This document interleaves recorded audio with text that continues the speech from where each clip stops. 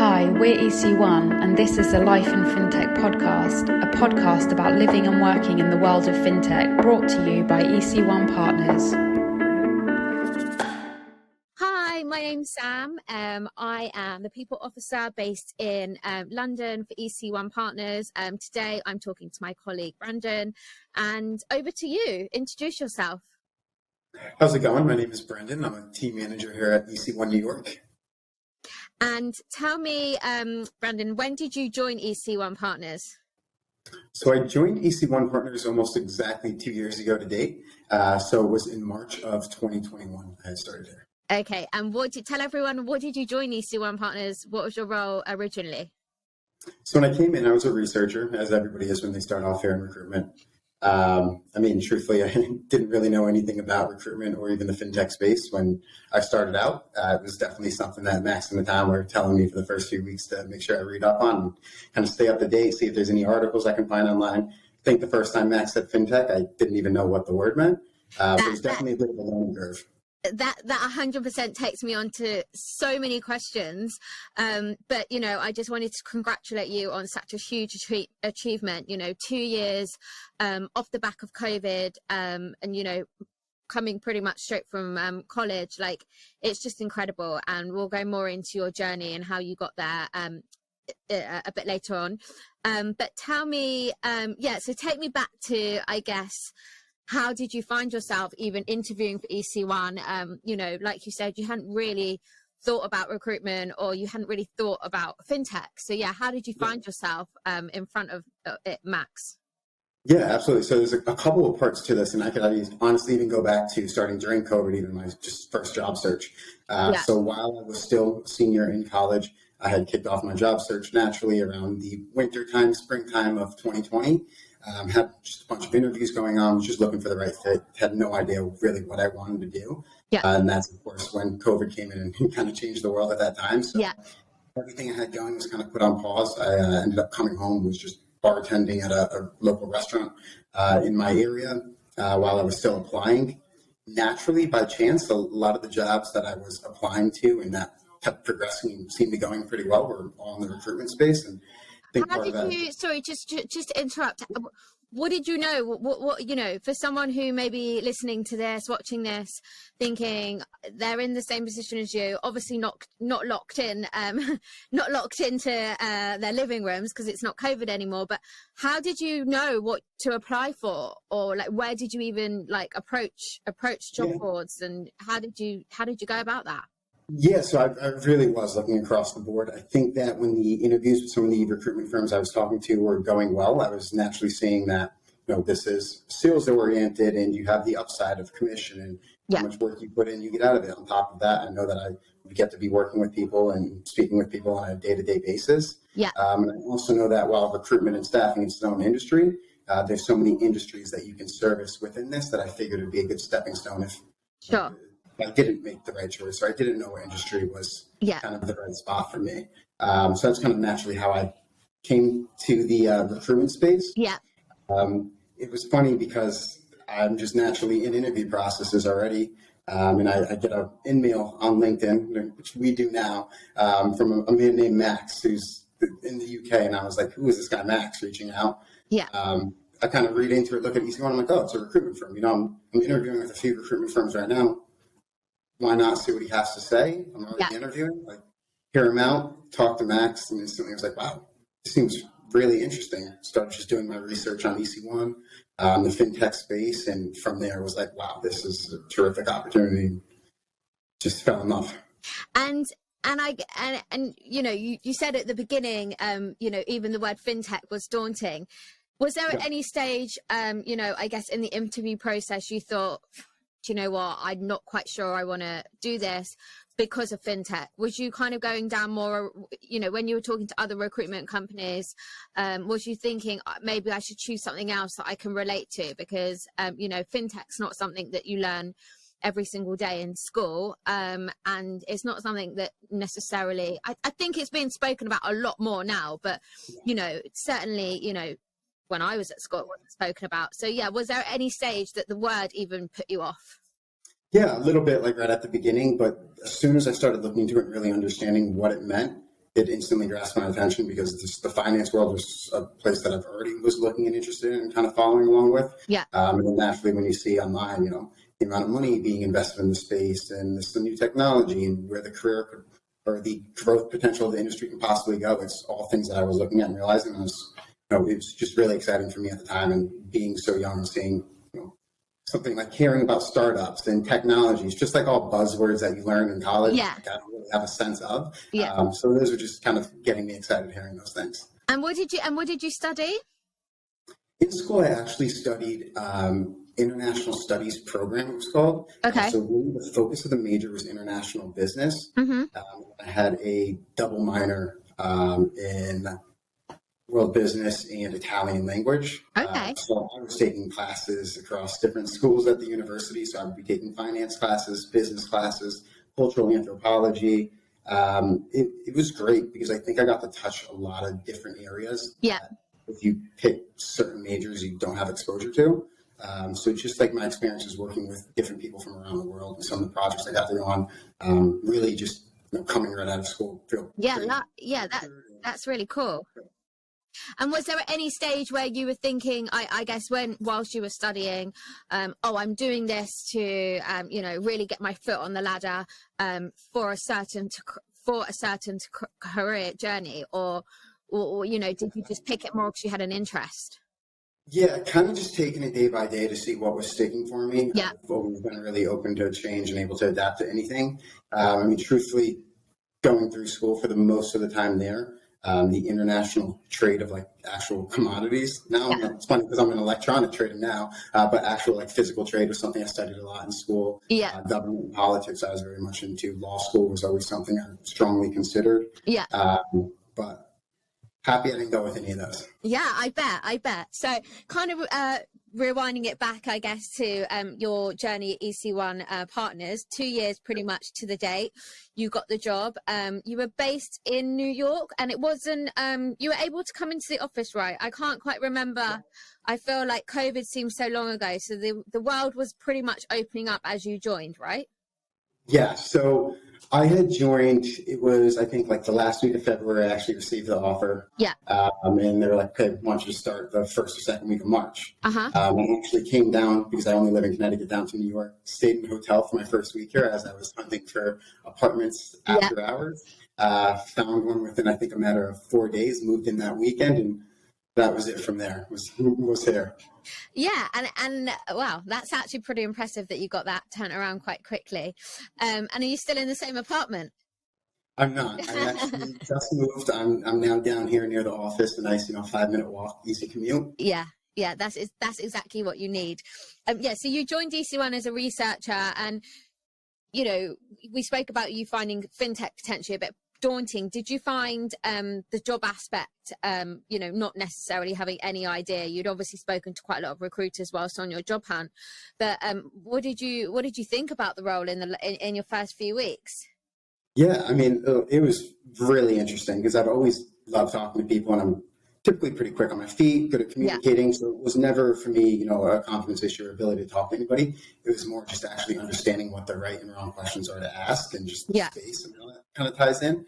So the first few weeks were definitely a big learning curve, but thankfully I think that, just kind of the timing I came in here, we're really starting to build out that EC1 New York office. Mm-hmm. So good timing for myself, really getting a lot of that. Yeah, remind me.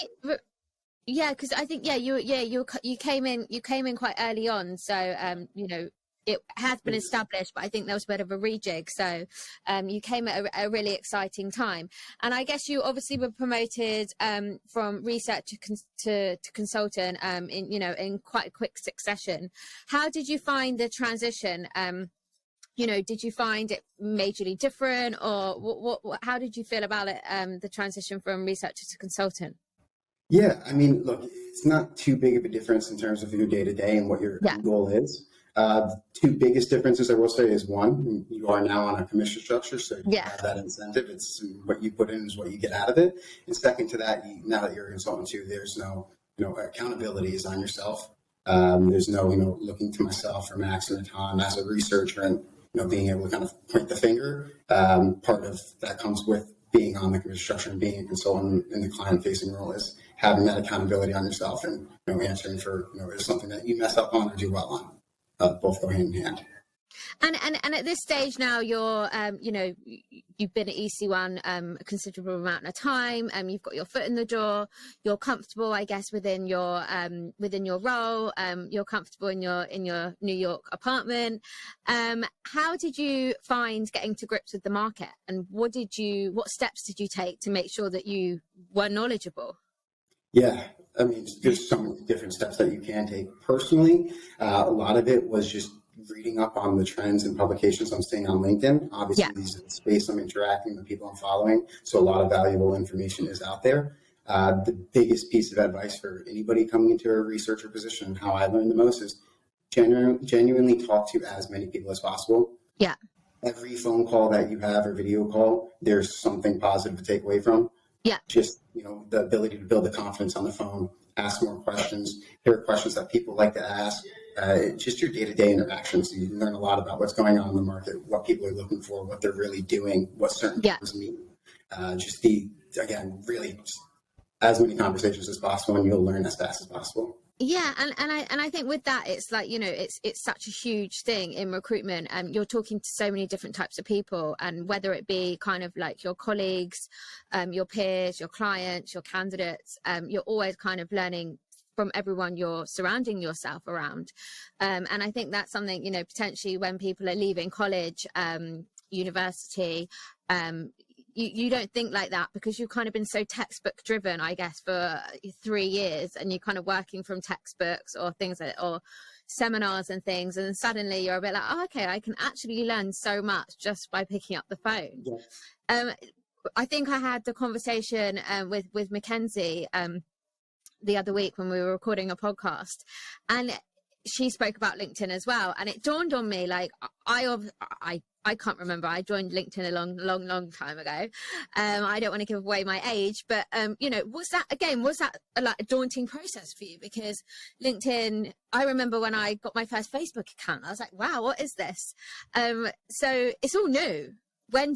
How did you kind of navigate your way into be like networking on LinkedIn or reading publications? And was that something that came quite easy to you? So, yeah, I mean, it came quite easy once I actually got into it. Once you knew about it. Once I knew about it. It's funny because I'm usually very up to date on top of that type of stuff. So LinkedIn, to me, I was aware for a number of years and kind of what it was used for, but it never really struck me that, I need one in a professional career or when interviewing. So I think it was my senior year when I was just starting to apply for jobs and kind of chatting with some of my friends. We were like, I think we really all need to make some LinkedIns and start, showing like pictures or posting stuff, or just getting our face out there somehow, or connecting with people. Yeah. And then I remember starting, and it's like, I think I had like under 100 connections. It showed like 87 or something. I'm like, yeah. Yeah, it's a funny one, isn't it? Because I think it's actually, the more I talk to people, I think, young people are starting to get it a lot earlier, and, God knows the age, but people will have it in a few years' time. So it's becoming more and more of your day-to-day life. But I always am quite intrigued to see how people kind of feel about it, because, in comparison, I guess, to an Instagram or a Facebook, where the people 9 times out of 10, they're your friends, they're like-minded like you, then suddenly you're kind of exposed on a network with professional people who potentially you want to be your clients, and it's kind of like if I say one thing wrong, is that gonna tarnish my reputation, and something that you're massively trying to build.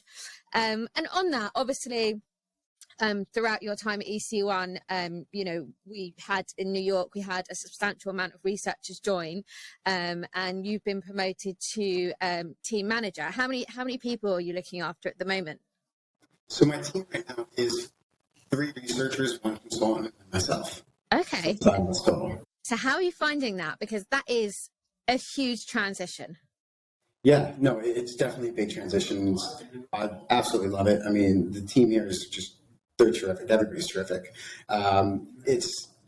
It was a big step because obviously there's a lot more responsibility and accountability on myself now, like the same as it goes for a researcher to consultant. Once I become manager, it's, I'm responsible for myself as well as everything that my team is doing. Thankfully for me, I think that naturally just being one of the first people into the New York office for the past 2 years, I've naturally just needed to help kind of train people, get them up to speed, help them manage their processes on clients and candidates end. So going on from talking about your team, and you've now got it pretty established. What obstacles have you faced? Growing a new team, but also still being fairly new to EC1. So how have you found that? Yeah, honestly, I think it's been really beneficial for my own team and their growth. Being able to work so closely with myself, I mean, just only being here for 2 years, I can offer them a lot of insight that I just... Yeah, I guess I sorry to interrupt, but actually thinking about it and, looking at the bigger picture, I guess they find it really, really easy to relate to you. Yeah, no, absolutely. I mean, I was just in their shoes. I know exactly what they're going through, how they're feeling when things are getting tough, or they're dealing with rejections. I just went through this. I really do get it. I think that, we all come from very similar backgrounds and are similar in age. So it really helps us just build that personal connection, get on along with each other in the office on a day to day. Yeah. And how have you found it, as an individual? And I guess the one thing that always comes to my mind when thinking about managing teams and, managing people, how do you manage your time? Yeah, no. Do you wake up at 5 a.m. and go to bed at like 1 a.m? Like how do you spread your time equally between your job as a billing consultant and for other people? Yeah, time could definitely get tricky, and you certainly have your longer days sometimes. But I mean, look, everybody knows what they have to do. We do. There are team sit downs every morning, kind of run through where everything's at, what their agenda should look like for the day. And really, for the most part, everybody's off to the races. I'm, of course, here for any questions or specific help they may need, joining in on calls. But really, after that morning call, everybody has a good sense of what needs to be done and what they need to accomplish for the day. So that's how we kind of go about it and find success. So you found that you kind of found your rhythm quite quickly on how to manage the structure of the day. Thank goodness, because I still struggle with it a bit, and I just think, wow. When I look at people who are managing more than sort of 4 people, I just think, especially in your environment, because just for context, it's all open plan, so you're always being asked questions, and I think when you're trying to build out a desk as well, it can be quite difficult to kind of keep focused. Yeah, no, absolutely. But again, honestly, with the flip to that, though, the questions help myself. They help me become a better manager and leader, and know what it is that they may be looking for, even for the next person, the next researcher we bring. At the point where all my guys here will be hopefully promoted soon. We'll have kind of a new class in, and I'll really be able to learn from what went good and bad with these guys and what their feedback was for everybody coming in the future. Yeah, and just taking it back, I guess, to potentially before EC1, or when you came into EC1, was it ever a goal of yours to manage people or become a manager, or was this something that's kind of happened organically? Yeah, it was always a goal of mine. I mean, obviously, this is my first real career job. But any position or job I've worked in the past has entailed managing a team or managing the office or the restaurant or whatever it was. That's kind of always been what happens for me. I just naturally kind of feel like you're naturally a leader. I want to help everybody succeed and educate. Like I can't be the person that sits there and like, I see what's going wrong, or I feel like I can offer something, and I just want to help. I got that vibe from you when I was in New York. Yeah. You're always very helpful and accommodating when I come to visit. So what motivates you, and what's your biggest driver to succeed? Yeah, I mean, that's like a twofold answer. I mean, obviously you have your family that you want to provide for and do the best you can and kind of, give back to for the last 24 years that I probably drove them crazy and costed them a lot of money. So that's one of the biggest drivers. But second to that, I mean, I am in a sales commission driven role. I have expensive rent living in an expensive city, and I have student loans. So, I know that there's upside to be made, and definitely money motivated at the end of the day. Yeah. And I guess just one last question from me. What advice would you give your younger self? So whether that be looking in the mirror when you were, really young, or when you were at college, or when you were even on your job search, like what bit of advice would you just give yourself, the knowledge that you know now? Yeah, a couple parts to that as well. I mean, in terms of like the actual interviewing process itself, obviously I know so much more about what the do's and the don'ts are and what people Yeah. structure a resume. That's all things that were just new to me. But honestly, I think I would tell myself, don't put so much emphasis on the education and grades piece. Obviously, it's very important, but it's not going to, the name of the university or the GPA point matter isn't going to make or break. It's really just how you interview and who you are as a person that it comes down to. I mean, we've seen countless times here that it's not always, who on paper is the best, but really has just the social cues and common sense and just that personable nature to them where they get on well and are able to communicate well. Yeah, I could not agree more. I couldn't agree more with that. Like, I think, it's so difficult when you're kind of programming to basically, right, you need to study, you need to, complete this, you need to get A grades, which, it is important. But when it comes down to, the real life, the real world, depending on your career, it's not the be all and end all. And I think a lot of people can achieve huge things without any of that. Absolutely. Well, yeah, absolutely. Well, congratulations on your incredible journey so far, and I'm really excited to see what's next to come from you. Thank you, Sam. Appreciate it. Thank you. You've been listening to Life in FinTech by EC1 Partners. Find us at ec1partners.com or follow us on LinkedIn, Twitter, Facebook, and Instagram.